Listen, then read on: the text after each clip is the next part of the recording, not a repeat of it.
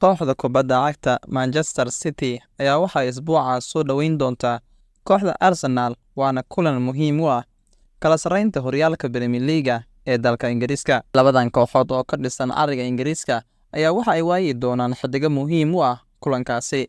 Kooxda kubadda cagta Manchester City ayaa waxa ay waayi doontaa xiddigaha John Stones, Kyle Walker, kuwaas oo dhaawac uga baxay kulmadii saaxiibtinimo oo xulka qaranka England wajahayeen xulalka Brazil iyo Belgium, balse xiddigaha Ireland Haaland, Kevin De Bruyne, Anderson iyo Jack Grealish ayaa la filayaa inay qayb ka noqon doonaan safka uu hogaamin doono macallin Pep Guardiola.